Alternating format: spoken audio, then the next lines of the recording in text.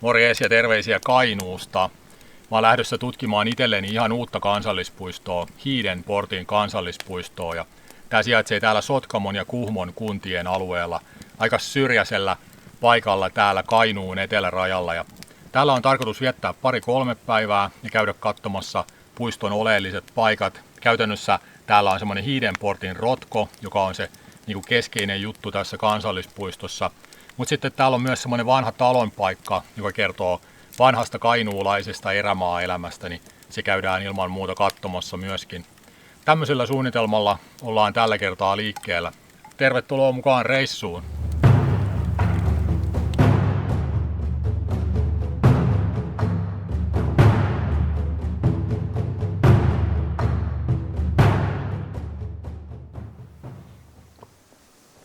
Hiidenportin kansallispuisto on yksi niistä monista kansallispuistoista, jotka perustettiin vuonna 1982. Käytännössä Hiidenportin ydinalueita on kuitenkin suojeltu jo paljon aikaisemmin 40-luvulla, ja se tarkoittaa käytännössä, että näihin metsiin ei ole pahemmin kajottu kohta 100 vuoteen. Mä odotankin mielenkiinnolla, että minkä näköistä vanhaa peikkometsää täällä tulee vastaan. Mä saavuin tänne Hiidenporttiin siis eilen. Mä lähdin pari tuntia ennen pimeän tuloa kävelemään tuommoiselta Käärmessärkän parkkipaikalta, joka on puiston eteläsyrjällä, ja kävelin sitten 3 kilsaa tänne Pitkäportin järvelle, ja täällä on yksi puiston tulipaikoista. Tää on tämmönen hyvin simppeli tulipaikka, tuossa on ihan tavallinen vanha kivikehä, sitten löytyy puuliiteri tietysti ja huussi myöskin tosta.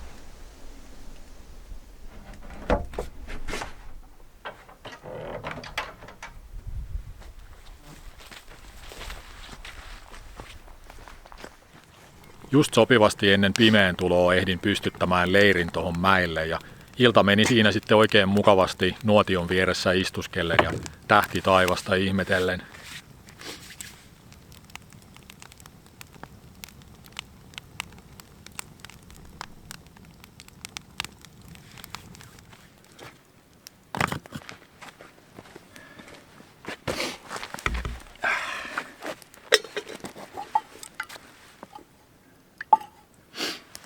Taitaisi mun tikkuliha olla valmista. Hyvältä ainakin näyttää. Tää on siis pekonia.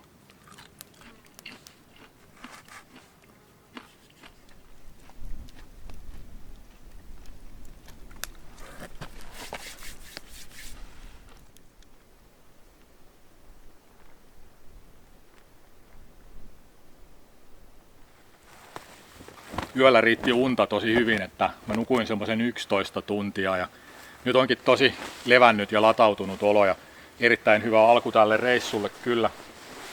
Mä haluan tällä reissulla fiilistellä luontoa ja leppostella ja sillä lailla, että ei mitään suorituspaineita mistään päivämatkoista tai näin. Että tää puistohan on itse asiassa aika pieni, 45 neliökilometriä, et ei mikään valtava alue. Ja polkureittiä täällä on, oliko se nyt 30 kilsaa. Ja sekään ei ole mikään ympyräreitti, vaan ne on semmoisia erilaisia lähestymisreittejä tavallaan sinne puiston ytimeen. Ja mitään valtavia matkoja ei nyt siis patikoida tällä kertaa.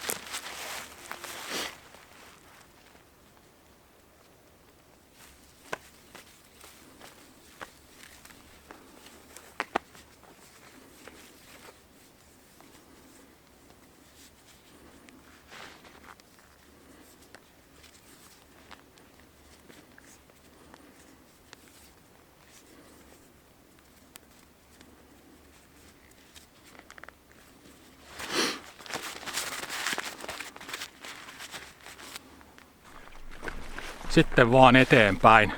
Siirrytään 1 tai 2 järveä eteenpäin kohti sitä Hiidenportin rotkoa. Ja se olisi varmaankin optimaalista, että ei tarvitsisi olla reppua sitten mukana siellä rotkolla. Jos haluaa vaikka vähän kiipeillä siellä kallioilla tai jotakin, niin ei olisi reppua siinä sitten painamassa selkään. Ja käytännössä siis laittaisi leirin johonkin sillä iskuetäisyyden päähän, että siitä olisi helppo käydä siinä rotkolla, tai sit vaan jätän repun siksi aikaa johonkin odottamaan. Mutta onpahan kuuma päivä, voi vitsit, tosi hiostavan kuuma ilma. Joku 20 astetta ainakin melkein varmaan.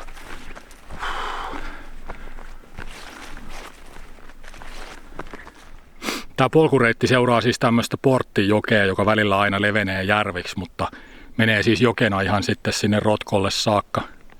Hyvin tämmönen johdonmukainen ja selkeä reitti kyllä.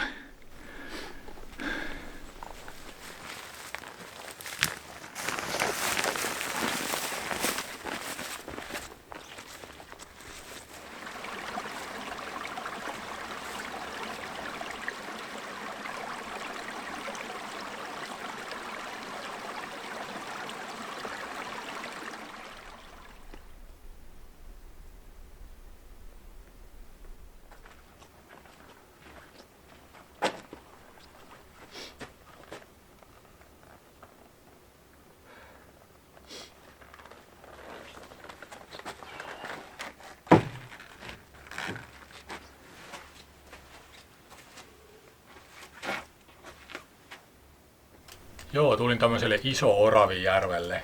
Tää taitakin olla isoin järvi tässä puiston alueella. Tällainen nyt ulkomuistista heitettynä. Mä ajattelin, että vois koittaa vähän jotakin kalaa tosta järvestä, niin sillä ajatuksella tulin tähän.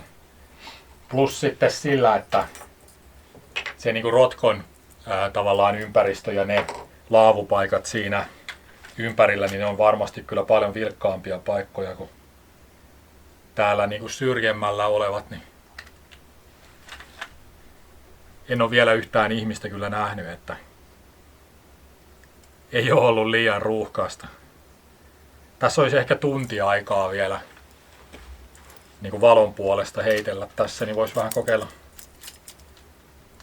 Jos vaikka tulisi joku pieni ruokakala.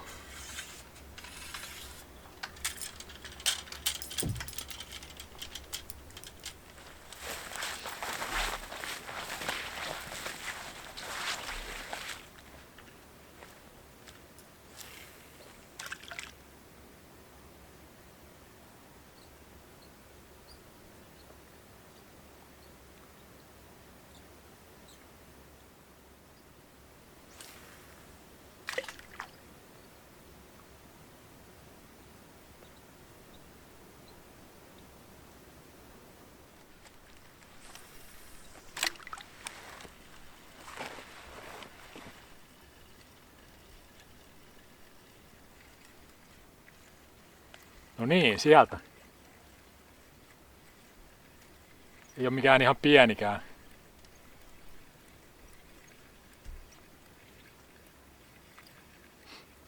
Mutta ei kisko kuitenkaan kelaakaan tossa. Pieni hauki. Just hyvä.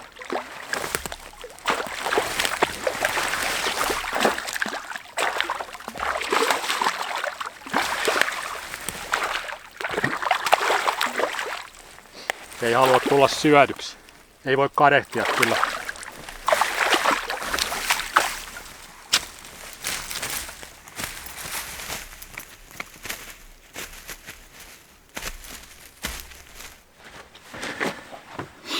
olin itse asiassa ihan varma, että on liian myöhä jo, että on niin vähän valoa enää, että kalat ei ole enää liikkeellä, mutta oliko 5. vai 6. heitto, kun tämä kaveri nappasi kiinni. Joo, tosta tulee hyvä ruoka kyllä.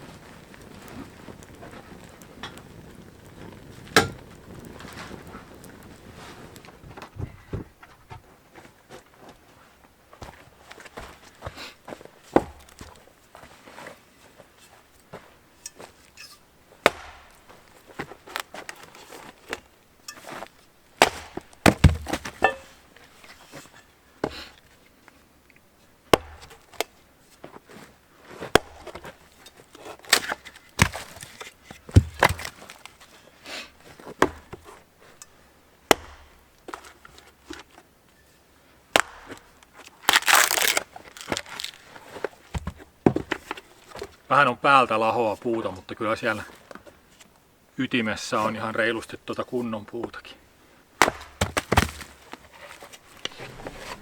Kalan kanssa tulisi pari perunaa, sitten kantarellikastike tuosta Blåbandi juomasta siihen kaveriksi.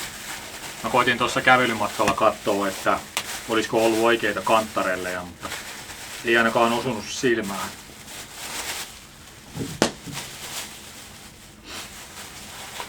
Vollasit vaikka.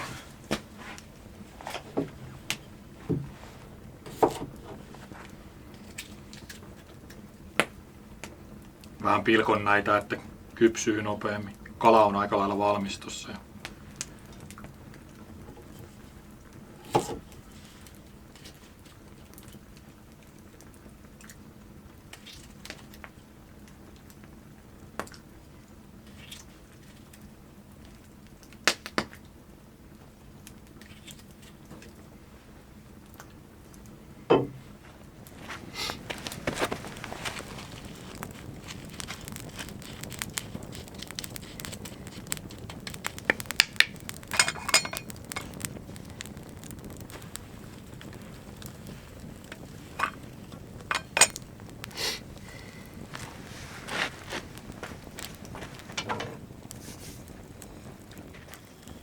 Voita kalan päälle.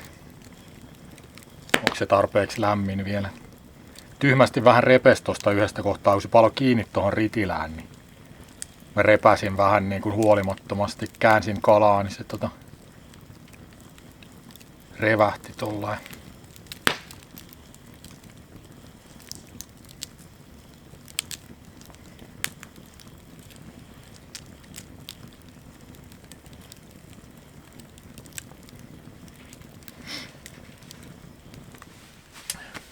Hyvät muonat tuli. Itse pyydettyä haukea, perunoita ja kantarellikastiketta, vettä suoraan järvestä.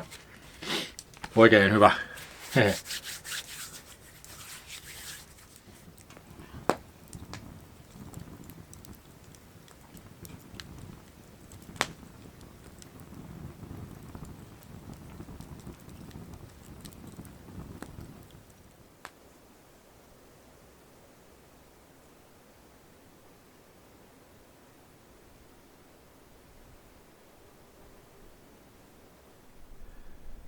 Seitsemän vai 8 joutsenta laskeutui tonne yhtenä parvena.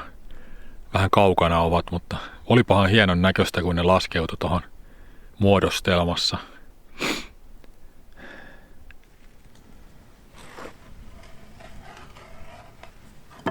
Aamukahvi laittoi vatsan toiminnan liikkeelle ja jouduin uhraamaan astiapyyhkeen vessapaperiksi, kun varsinainen vessapaperipussukka oli jäänyt toiseen reppuun. Ja multahan puuttuu nykyään melkein joka reissulla jotakin ja ei siinä, semmoinen improvisointi ja soveltaminenhan on hauskaa, mutta rajansa kaikella ei nyt ehkä ihan joka reissulla tarvitsisi kuitenkaan soveltaa tällainen.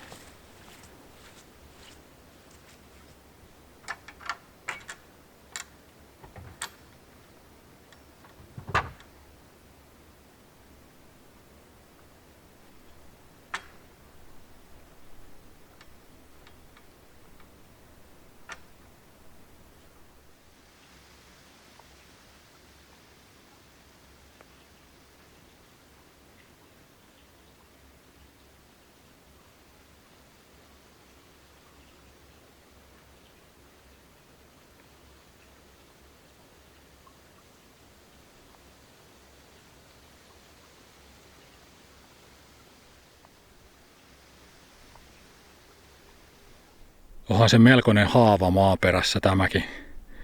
Tuommoista ihan niinku tavallista rauhallisen näköistä metsää tässä ympärillä.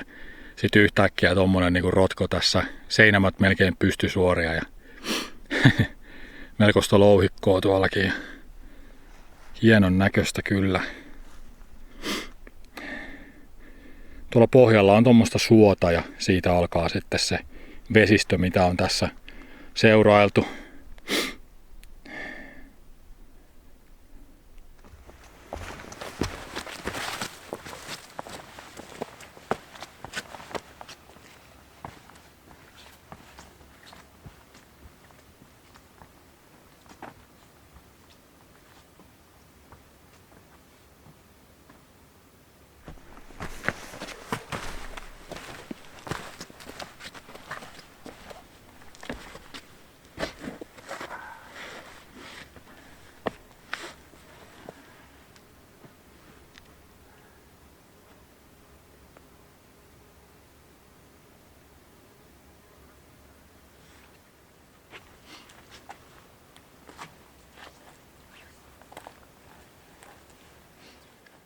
kosteita ja liukkaita kallioita. Ei viitti paljoa leikkiä, ettei satu mitään. Joka reunalta on vielä tuommoinen pystysuora pudotus ja usein joku 10 metriä ainakin helposti. Että aika semmosia niinku armottomia noi kallion reunat, että jos siitä luiskahtaa, niin huonosti käy.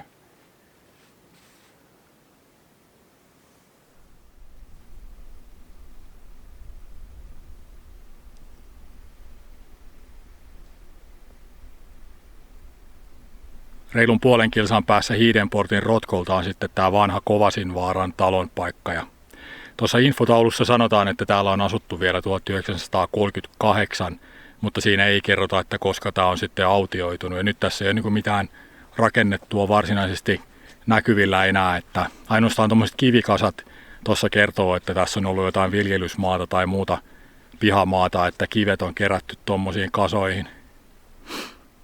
Tämmöisen vanhan ajan tilan elämähän perustui kaskiviljelyyn hyvin pitkälti, että metsän pohjaa poltettiin ja se saatiin sitä kautta sitten hedelmällisemmäksi ja siellä pystyttiin kasvattamaan sitten ruista ja ohraa ainakin. Ja sitten pidettiin tietysti muutamaa kotieläintä ja mitä sitten metsästä saatiin riistaa, järvestä kalaa ja näin, niin siinä se niinku elinkeino ja toimeentulo oli sitten. Ja varmasti monenlaista niinku tämmöistä kaupankäyntiä tai niinku vaihdantataloutta sitten naapureiden kanssa ja sillä lailla. Että ihan tehokas elämäntapa käsittääkseni, että kovaa työtä varmasti, että en epäile kyllä yhtään. Kolmas yöpaikka on tämmöinen Kitulanlammeen leiripaikka. Mä tulinkin tästä jo ohi, kun menin tuonne Rotkolle päin ja jätin reppuni tuohon laavuun siksi aikaa.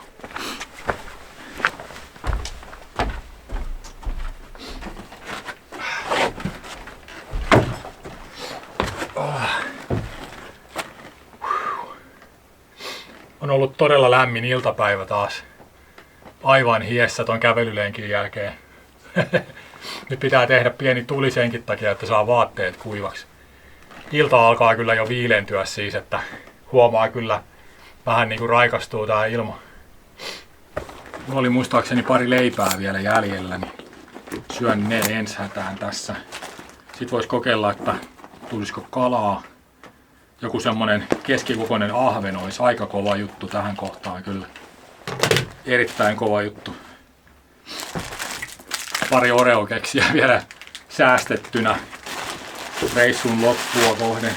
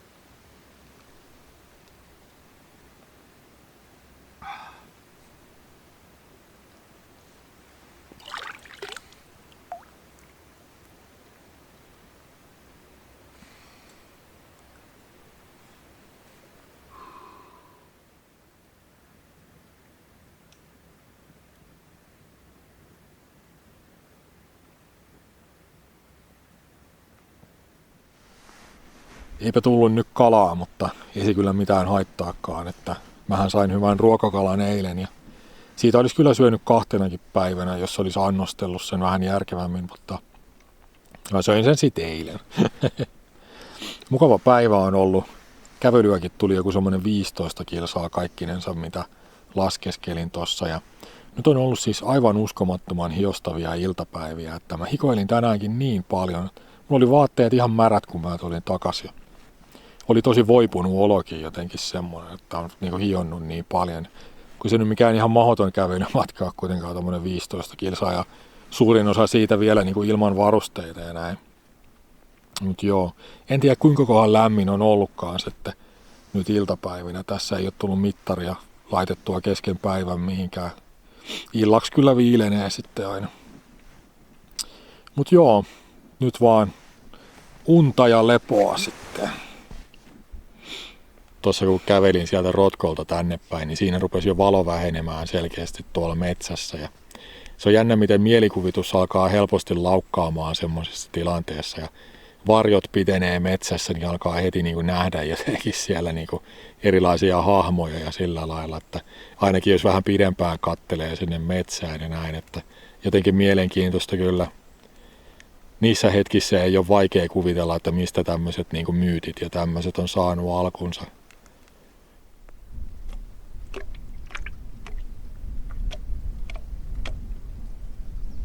Tämä Hiidenportin puisto on ihan viimeisen päälle viehättävä paikka ja mä oon todella positiivisesti yllättynyt tästä reissusta ja tosi tyytyväinen tähän reissuun, että mä oon saanut 3 yötä ja päivää täällä viettää. On ollut tosi mukavaa aikaa ja tämä maasto on aivan mahtavaa metsämaastoa, että vanhaa metsää, paljon kelopuuta, pitkät naavat roikkuu oksista ja semmoista niin kuin oikeata metsää, tosi hyvän tunnelman luo niin kuin retkeilylle kyllä. Tässä huomaa aika selkeästi sen, että puiston eteläisemmät leiripaikat on hiljaisempia, niin kuin mun kaltaisille kulkijoille parempia. Sitten siellä lähempänä varsinaista Hiidenportin Rotkoa sitten oli ihmisiä paljon ja päiväretkeilijöitä paljon, että ainakin tällä reissulla se ero oli tosi selkeä, että osa leiripaikoista on huomattavasti hiljaisempia kuin toiset.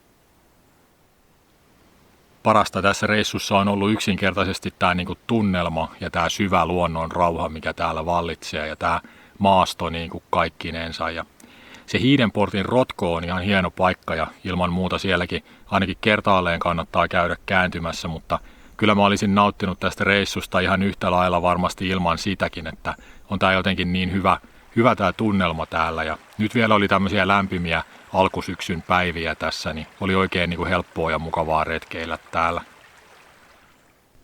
Olispa tämmönen metsä lähempänä kotia, mä olisin joka päivä tuolla jossain kannon nokassa istumassa. Suosittelen kyllä lämpimästi Hiidenportin kansallispuistoa, jos et ole vielä käynyt. Mä lähden nyt kotia kohti, mulla on tossa vielä semmonen 5-6 tunnin ajomatka edessä. Lopetellaan siis tähän. Minä kiitän seurasta ja seuraavassa videossa jatketaan. Morjens!